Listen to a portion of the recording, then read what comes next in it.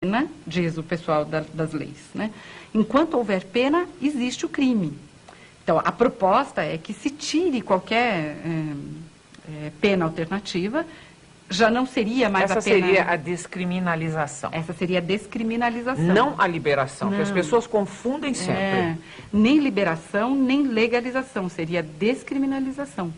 Tirar a condição de crime de um comportamento, né? E a gente acha muito importante que a lei seja muito clara, para que não possa existir nenhum abuso de autoridades policiais, não possa existir nenhuma má compreensão das famílias, das pessoas em geral. E aí, quem sabe, a gente pode ter mais sucesso, ou até um sucesso mais rápido, em dizer para as pessoas que álcool é droga sim. A OMS aliás, ela me trouxe um livro aqui, olha aqui. Álcool e redução de danos. Um approach, uma abordagem inovadora para países em transição. O que são os países em transição? Países em transição são aqueles países que antigamente faziam parte do bloco socialista, comunista, e que hoje estão entrando na definição de países, como chama? Não economistas, mas... Capitalistas. Capitalistas. Esses são os países em transição. Os países em desenvolvimento somos nós, né? O antigo terceiro mundo, hoje nós somos chamados países em desenvolvimento. E a gente entende que é importante uma abordagem de redução de danos para esses países, porque são os lugares onde o consumo de álcool é feito de forma mais pesada. Não só pela quantidade de álcool ingerido, mas pela qualidade do álcool, né? Tem muita produção caseira, os caras fazem álcool de qualquer coisa e bebem, né? E isso é absolutamente venenoso. Não, e toda vez que você vai falando, e eu fico sempre pensando em pais enchendo a cara e cobrando dos filhos, horrorizados e genuinamente apavorados se os filhos estão usando outra droga, não é isso? Não? É isso. E a gente tenta mostrar isso para os pais, né? E não é só a bebida alcoólica, é qualquer comportamento de dependência, né? A gente fala... Comida, a gente fala dessa coisa de tomar um remedinho porque eu não consigo dormir. Ai, tô tão nervosa, você me deixa nervoso, menino. E aí, vai lá e toma um calmantezinho, né? Ou então a dependência do analista também, né? Isso é uma coisa boa da gente falar. Tem a também essa analista, é uma dependência. Né? Hoje em dia tem também a dependência da internet. Tudo tá por ali ou não? A base é toda a mesma. prima, né? Assim, algumas até são primas irmãs, né? A base é toda por ali. Quer dizer, o que é isso que a pessoa não consegue organizar a sua vida independente daquele objeto? Porque seja o objeto que for, né? Uma bebida, uma relação amorosa, a prática sexual, né? Que hoje a gente já fala da dependência sexual também. Né? As sexopatias. Sexo compulsivo, isso mesmo. E a internet, etc. Quer dizer, o que acontece que a pessoa não consegue se organizar independente daquele objeto? Se é isso, já existe uma relação de dependência, num grau maior ou menor, né, com aquele objeto. As coisas se agravam com o passar do tempo pela superpopulação, por o quê? Por exemplo, é ingênuo achar que a gente não ouvia falar e nem via situações tão dramáticas com drogas muito tempo atrás, porque elas seriam mais naturais, ainda não teriam passado por toda a química que passaram. É ingênuo ou é verdadeiro? Acho que é um pouco ingênuo, porque eu acho que a questão, a naturalidade de algumas drogas, ela se mantém, né? Quer dizer, maconha é maconha, ainda que hoje a gente fale de maconhas especiais, né, com níveis de THC maiores, menores e tal, mas assim, maconha é uma planta, cresce, você vai lá, cultiva, usa e pronto, né? Eu acho que hoje a gente fala mais desse assunto de drogas, eu acho que exatamente pelo caráter econômico que isso assumiu, né? É um negócio, isso é uma coisa que a gente tem que entender, um negócio com um N maiúsculo, né?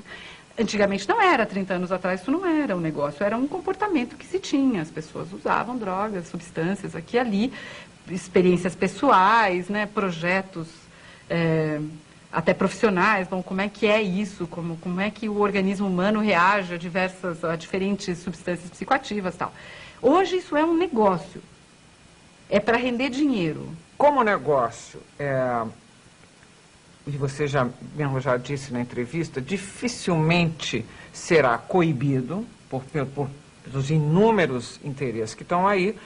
E aí é que tem que entrar a redução de danos e as pessoas têm que passar a pensar inteligentemente. É isso? É isso. Para sobreviver a essa economia de mercado. É isso? Ao poder da economia, é isso mesmo. E redução de danos é a proposta que a gente tem hoje, né? Se alguém vier com uma proposta melhor, também não tem nenhum problema, não é? Não é que assim, redução de danos é uma religião, a gente não abre mão disso, né? Mas hoje em dia, o que se tem de mais eficaz no encaminhamento das questões relacionadas a drogas é a redução de danos.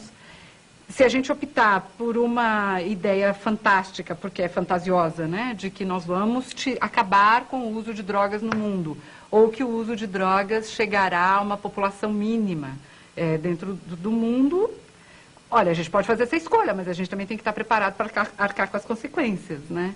As consequências são essas que a gente está vendo. Hoje em dia, tenho até um amigo antropólogo da Universidade Federal da Bahia, Edward McRae, um cara excelente, que ele fala, hoje é um liberou geral. Hoje, do jeito que a situação está, se as pessoas encomendam a sua droga junto com a pizza, né? Quer dizer, é uma coisa que hoje quem quiser usar qualquer coisa consegue, usa, não tem nenhum problema, né? E o que a gente pretende porque fica parecendo uma coisa assim, o movimento de vocês é um movimento de legalização. Não é. Não é.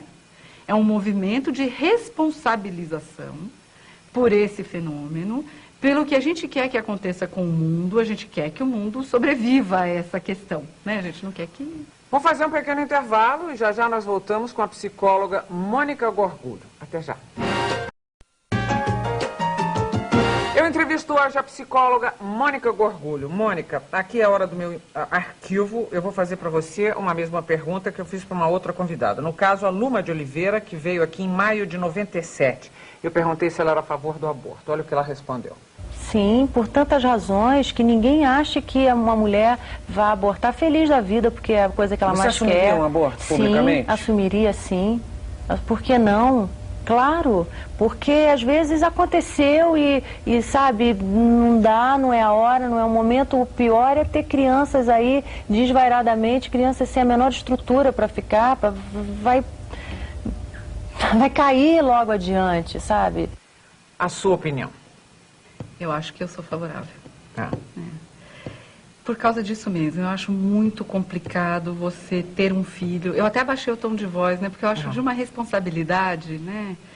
Essas questões e essas declarações, mas eu também acho que é muito importante a gente assumir, né, claramente uma posição.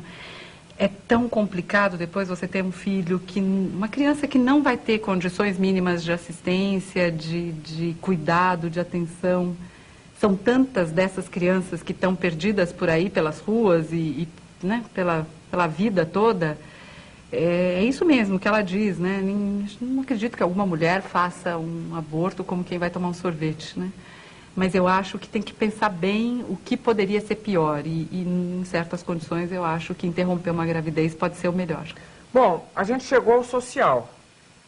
Outro dia eu tive aqui o Guilherme Fiuza, que fez aquele livro sobre o rapaz de sociedade, de classe média alta, que virou traficante, o Johnny. E o que eu pergunto a você é, o uso de drogas tem classe social? Não. Está presente em todas as classes, né? E eu acho que isso também é uma outra coisa muito importante da gente dizer. O usuário de drogas não é mais o negro pobre da favela. Não é mais isso, né? Ele se disseminou, está em todas as camadas, está em todas as populações e ninguém mais tem dificuldade em verificar isso. Os números estão aí para comprovar. A outra pergunta. Como se comporta, na sua opinião, o governo Lula com relação ao problema, à questão das drogas? Você tem uma caixinha de perguntas difíceis, né? Olha, eu faço parte de um grupo que ficou muito tristemente surpreso com o encaminhamento da questão das drogas no governo Lula, né? Inclusive porque em 98 teve uma Assembleia Geral da ONU, onde o ex-presidente Fernando Henrique criou a nova Secretaria Nacional, né? Porque antigamente nós tínhamos o Conselho Federal de Entorpecentes, e em 98 foi criada a Secretaria Nacional Antidrogas. Nessa mesma reunião, o Lula participou de uma reunião paralela, onde ele assinou um documento dizendo que todo aquele encaminhamento era equivocado e que não traria as soluções que o Brasil precisava para essa questão. Nós tínhamos toda a esperança de que ele fosse trazer novidades significativas, né? Quando você diz novidades significativas, você está falando primeiramente da descriminalização? Primeiramente, isso tem que ficar muito claro para as pessoas, né? Que o governo até pensa dessa forma, a Secretaria Nacional Antidrogas se coloca dessa forma, mas não é uma forma suficientemente clara para que as pessoas entendam que o uso de drogas não é mais crime ou se propõe que não seja crime, porque até mesmo a gente tem dificuldade em falar sobre isso, dada a subjetividade das leis, né? A gente achava que a Senad não deveria continuar no Gabinete de Segurança Institucional e era preciso trazer essa questão da droga para uma questão mais da justiça, direitos humanos ou cultura. A gente até chegou a sugerir uma mudança de área da questão das drogas, tivemos uma reunião com alguns ministros lá em Brasília, porque a gente acha que, se olhada do ponto de vista da cultura, isso abriria o leque de olhares e de compreensões, de entendimentos e interpretações para a questão. Mas acabou que não deu certo. E até, assim, isso é uma coisa que eu posso falar aqui claramente, porque eu tive uma conversa pessoal com o secretário nacional antidrogas, que é um general, né? Porque na medida em que você apresenta a coisa dessa forma, é muito difícil das pessoas entenderem que você está querendo tirar o caráter de crime da história. Você tem que falar muito mais, você tem que comunicar muito mais para mostrar para as pessoas que você quer tirar da área do crime esse assunto, né? Isso era uma outra coisa que a gente esperava que o governo Lula tivesse feito, né? E não fez. Então... O que se gasta em campanha anti-consumo de drogas, é antidrogas, né, que é feito, né? Agora aprendi com você que seria anti o consumo de drogas. Você acha que é um dinheiro bem aplicado? Você gosta das campanhas até aqui feitas? Não acho que seja um dinheiro bem aplicado. A gente tem uma enorme falta de centros de tratamento para dependentes que querem se tratar. Está cheio de dependente que quer se tratar. E a gente não tem espaço agora. O Ministério da Saúde, nos últimos 2 anos, começa a trabalhar com a ideia dos CAPS-AD, Centro de Assistência Psicossocial, Álcool e Drogas, né? Mas a gente tem até hoje 100 espalhados no Brasil. Num país do tamanho do nosso, você ter 100 centros de tratamento é quase nada. Mostra uma disposição, mas praticamente alcança um número muito pequeno de pessoas. E as campanhas, elas continuam insistindo no não use drogas, diga não às drogas, guerra às drogas. Não é por aí que a gente vai conseguir... A conscientização. A conscientização e a entrada da grande massa da sociedade nesse debate de forma despreocupada. As pessoas têm medo ainda de falar sobre drogas. Se você perguntar para uma pessoa qualquer, você é a favor da descriminalização ou não, a pessoa vai ficar com medo de responder. Essa mesma matéria que saiu na revista Época umas semanas atrás, uma pessoa veio me procurar, ela falou, escuta, você não pode ser presa por isso que você falou aqui? Eu acho que isso mostrou para mim, mostra para a gente, o grau de desinformação das pessoas e o enorme receio que as pessoas têm de tratar desse assunto. Quando você me pergunta redução de danos dentro de casa, eu digo para você, tendo a coragem de tratar desse assunto com toda a clareza e honestidade possível. Meu amorzinho, chegamos ao final da nossa entrevista. Eu também acho. Esse é um assunto... apaixonante, não é? Apaixonante, desde o princípio dos tempos, não é isso ou não? Eu imagino que eles deviam sentar no Antigo Egito e falar sobre esse assunto, né? Ô, Mônica, eu gostaria de ter a sua frase, ou o seu verso, o seu ditado de preferência. 2 palavras. Independência e autonomia. E eu queria dizer que essas palavras, elas me acompanham sempre e não é só porque eu trato com assunto de dependência química. É porque eu acho que a gente tem que ser independente. Esse é o grande tratamento para as dependências químicas, caso alguém queira pensar dessa forma, né? A gente tem que ser independente, mas para ser independente a gente tem que ser autônomo. Então, para mim, essas são as minhas 2 palavras que me orientam e que me orientam na educação dos meus filhos, por exemplo.